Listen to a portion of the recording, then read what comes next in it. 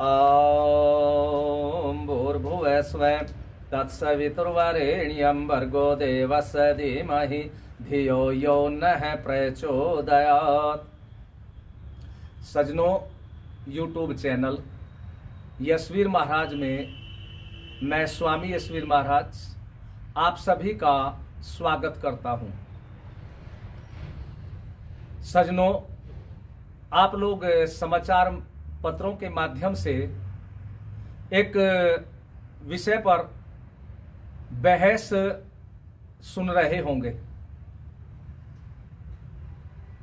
एक बिहार का शिक्षा मंत्री चंद्रशेखर, उसने रामचरितमानस के चौपाई पर आवाज उठाई और आवाज बड़े ही घृणित रूप में उठाई है और ऐसी आवाज जिससे कि समाज के अंदर एक बिना बात का वैमनस्य बढ़े। क्योंकि ये इस तरह के लोग होते हैं, इन्हें न धर्म से लेना होता, न देश से लेना होता, समाज किस तरफ जा रहा है इन्हें इस बात से कोई लेना देना नहीं होता। इनका लेना देना केवल अपनी राजनीतिक रोटियां सेकने से होता है और राजनीतिक रोटी यदि समाज के लोगों का बलिदान होने से सिकती हो तो ये समाज को रसातल में पहुंचाने से बिल्कुल नहीं हिचकिचाते। और बलिदान समाज का, देश के लोगों का होना चाहिए, इनके परिवार का नहीं। इनके परिवार की तो केवल राजनीतिक रोटियां ही सीखनी चाहिए। आप लोग देखते होंगे कहीं पर भी कोई भर्ती होती है नौजवानों की नौकरी के लिए, तो उसका इंटरव्यू लिया जाता है और इंटरव्यू में वो, साक्षात्कार में वो यदि सफल हो गया तो नौकरी पर रख लिया जाता है। लेकिन राजनीति का ये ऐसा विषय, पता नहीं ऐसे निकृष्ट विचारधारा के लोग जैसा है चंद्रशेखर, इनको कौन अपनी पार्टी में ले लेता है स्वार्थवश। बिल्कुल भी ये नहीं सोचते कि ऐसे लोगों से समाज का भला होना चाहिए था, लेकिन ये समाज को रसातल में पहुंचाने का कार्य कर रहे हैं। और ये चंद्रशेखर लालू यादव की पार्टी का नेता है और वो भी शिक्षा मंत्री। इसको तो शिक्षा मंत्री पद पर बने रहने का ही कोई अधिकार नहीं है, क्योंकि जो समाज को ऐसी गलत शिक्षा दे रहा हो, और यही नहीं, इससे पहले भी कितने ही हुए हैं। और ये सारे के सारे झूठे आक्षेप ये लोग केवल हिंदू धर्म के ग्रंथों पर, हिंदुओं के साधु महात्माओं पर, हिंदुओं के विद्वानों पर लगाते हैं। और मैं बार बार ये कहता हूं, यदि तुम इतने ही आक्षेप लगाने वाले हो, जरा दूसरे मजहब वालों के ऊपर ऐसे आक्षेप लगा करके तो देखिए, 24 घंटे में तुम्हारी गर्दन अलग करने का संदेश वे लोग दे देंगे। हिम्मत नहीं है तुम्हारी। लेकिन ये हिंदू धर्म, इसके मानने वाले लोग इतने लचीले हैं, इन्हें कुछ भी कहे, इनके धर्म ग्रंथों पर आक्षेप हो, इनके देवी देवताओं को गाली देने लगे, इनके महापुरुषों को कोई कुछ भी कह दे, इनके ऊपर जूं नहीं रेंगती। ये हिंदू समाज तो ऐसा हो गया जैसा कि केंचुआ होता है ना। आप लोगों ने देखा होगा केंचुए को, आप उसके ऊपर पैर भी रख दे, वो लड़खड़ाएगा लेकिन ची भी नहीं करेगा। और एक छोटी सी चींटी होती है, यदि उस पर पैर रख दिया जाए तो अपने सामर्थ्य के अनुसार एकदम से वो डंक मारेगी। तो इन हिंदुओं का केंचुए जैसा रंग होगा। इनसे तो चींटी भी अच्छी है, कम से कम अपने सामर्थ्य के अनुसार अपनी रक्षा करने के लिए शत्रु से संघर्ष करती है। तो ऐसे लोग जो इस तरह की अनर्गल बातें कर रहे हैं, ये नया मामला नहीं है। ये तो कई हजार वर्ष से चला आ रहा है। पहले इस देश के अंदर वामपंथी लोग थे, उन्होंने हमारे धर्म ग्रंथों में मिलावट की अपने स्वार्थ के अनुसार, कुछ भी लिख दिया। बस केवल 4 वेद जो हमारे हैं उनमें तो मिलावट नहीं कर पाए, क्योंकि वेद का एक सिद्धांत है। वेद के यदि एक मंत्र के एक शब्द को भी बदल दिया, उसकी जगह दूसरा शब्द अंकित कर दिया, तो उस पूरे ही वेद के मंत्र का अर्थ बदल जाएगा। वहां तो ये मिलावट कर नहीं सके। नहीं, हमारे रामायण में, महाभारत में, मनुस्मृति में, रामचरितमानस में और उपनिषदों में, सारे ग्रंथों में इन्होंने अपने स्वार्थ के अनुसार मिलावट कर दी। तो रामचरितमानस में भी मिलावट कर दी होगी। और फिर दूसरी बात यह भी है कि यदि किसी मंत्र में, किसी श्लोक में और किसी दोहे में किसी को दोष दिखाई देता है, तो वो विद्वानों के बीच में बैठ कर के उसमें संशोधन भी किया जा सकता है।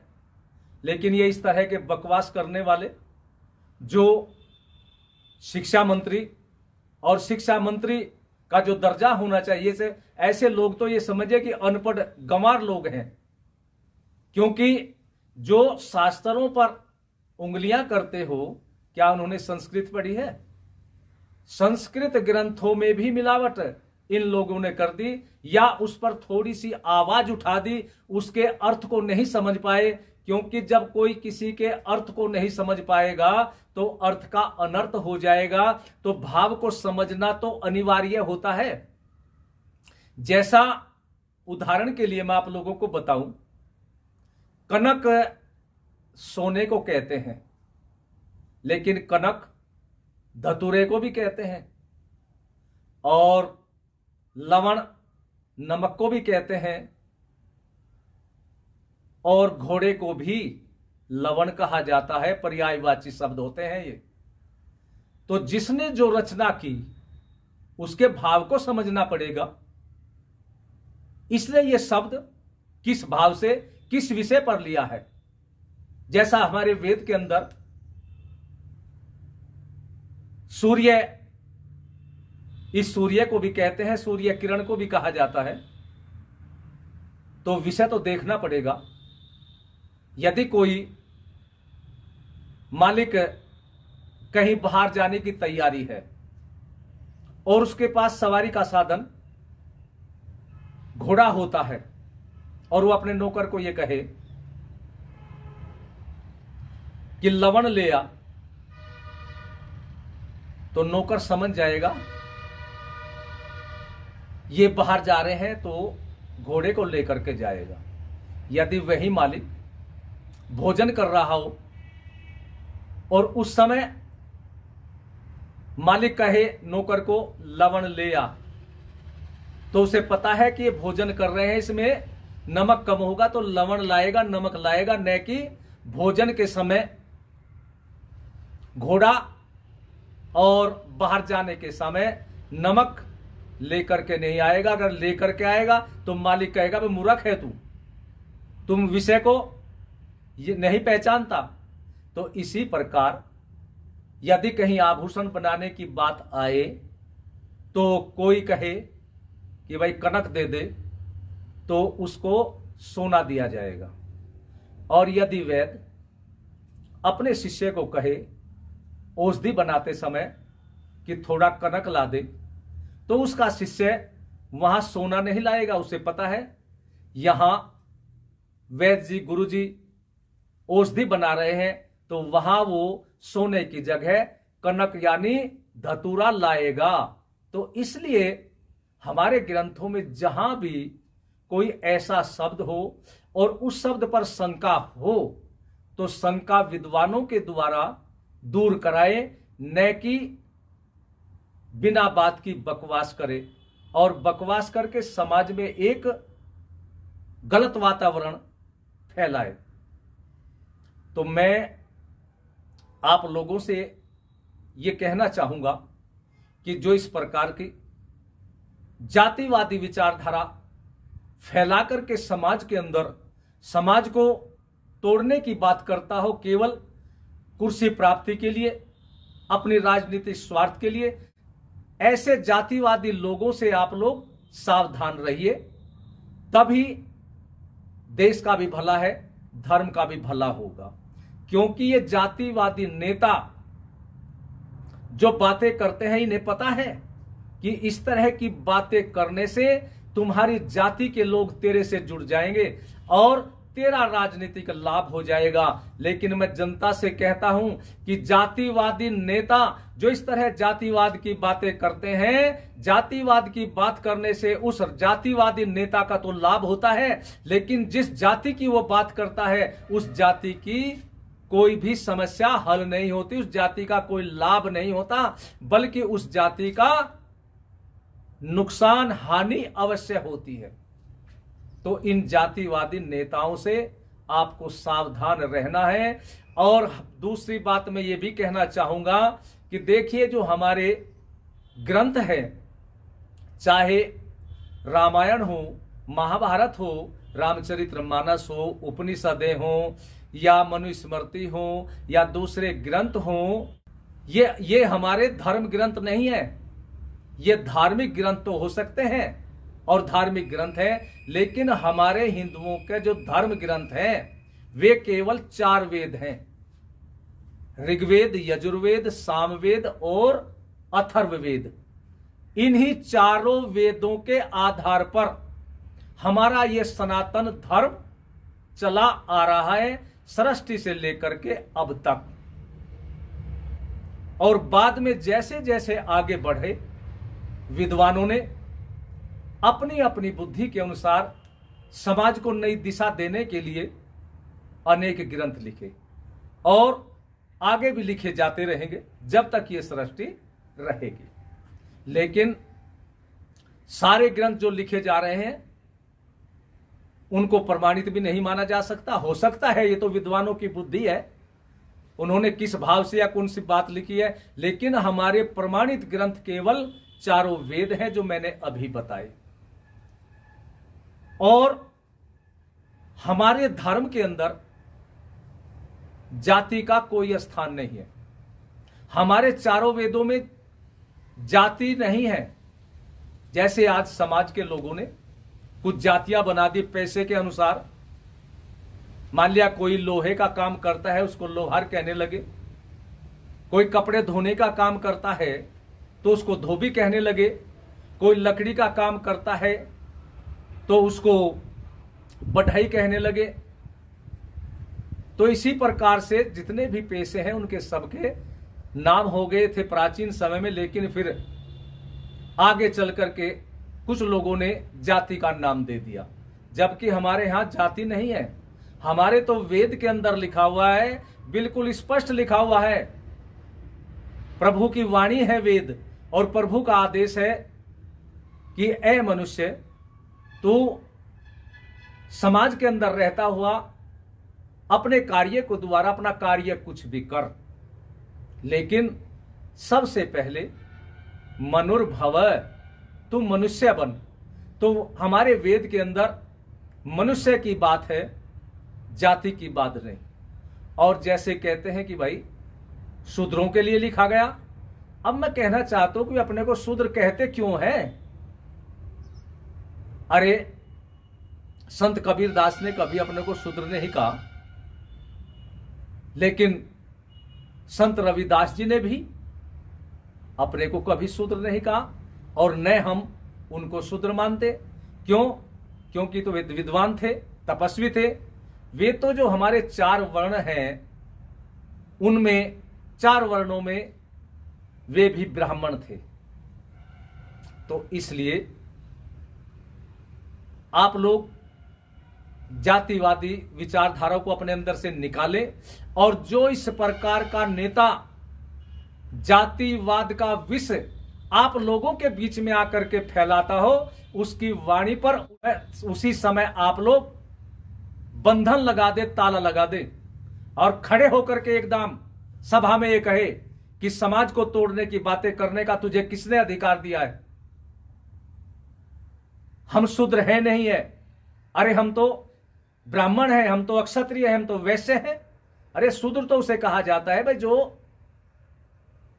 कम बुद्धि वाला हो, न तो उसमें विद्वत्ता है कि वो शिक्षा दे सके, न उसमें अक्षात्र धर्म है कि वो देश धर्म की रक्षा के लिए लड़ सके, और न उसके अंदर ऐसी अक्षमता है कि वो खेती अपनी बुद्धि से कर सके, कल कारखाने अपनी बुद्धि से चला सके, समाज को धन दे सके। ऐसी उसके अंदर अक्षमता नहीं है। उसके अंदर तो केवल इतनी अक्षमता कि समाज के दूसरे लोगों की सेवा करके बस भोजन कपड़ा या अपनी थोड़ी व्यवस्था के लिए कार्य करें, यही उसके अंदर योग्यता होती है। और ये तो आप लोग भी देख लें भाई, जो कम बुद्धि वाला है उसे ही तो शूद्र कहा गया। यदि कम बुद्धि की कोई लड़की हो तो आप अपने बुद्धिमान लड़के से उसका विवाह नहीं करोगे, एकदम कहोगे कि ये तो भाई कम बुद्धि है। तो आप उसको कम बुद्धि कहिए या शूद्र कह लीजिए, लेकिन शूद्र के नाम पर समाज को तोड़ने वाली बातें करना ये नियाहत गलत है। ऐसे लोग समाज को नई दिशा नहीं दे पाएंगे, और इससे समाज तो टूटेगा, देश टूटेगा, और धर्म का भी बहुत बड़ा ह्रास होगा। तो हम ऐसे लोगों से सावधान रहने की आवश्यकता समझते हैं कि समाज के लोग अपने को समझे और अपने को केवल मनुष्य समझे, न कि जातिवादी नेताओं के चक्कर में अपने को आप लोग शूद्र कहे। मैं तो बार बार यही कहता हूं आप लोगों से, पुनः मेरा निवेदन है कि जो आप लोगों को शूद्र कहता हो उसी को कह दो तू ही शूद्र होगा। हम तो शूद्र नहीं है, हम तो विद्वान हैं, हम तो क्षत्रिय हैं, वैश्य है, ये कहिए आप लोग। तो समाज को शूद्र कहने की उपाधि देने वाले आप लोगों के जो बीच आते हैं, उनको यह अधिकार किसने दिया कि आप लोगों में से विद्वान भी है, क्षत्रिय भी है, वैश्य भी है, तो वे आपको शूद्र कह रहे हैं? तो ऐसी निकृष्ट विचारधारा के लोगों से आप लोग सावधान रहे, ये मेरी अंतिम आप लोगों से प्रार्थना है। यदि आप लोग समाज को तोड़ने वाले नेताओं को जवाब देने के लिए तैयार हुए तो समझिए मेरा आप लोगों के बीच में अपना विचार रखना सार्थक होगा, और आपके इस प्रकार से कार्य करने से समाज में एक अच्छा वातावरण बनेगा और देश अच्छा बनेगा, देश की रक्षा होगी और धर्म की रक्षा होगी। अरे देश और धर्म की रक्षा करना आप सभी राष्ट्रवादी लोगों का परम धर्म है। तो इसलिए आप लोग आगे आए और जातिवादी नेताओं को ठोकर मार करके एकदम अलग थलग गिर दें और इनके चक्कर में न आए, और देश धर्म की रक्षा के लिए आज अपना संकल्प लें। इन शब्दों के साथ मैं अपनी वाणी को विश्राम देता हूं। ओम शांति ही शांति ही शांति ही। ओम।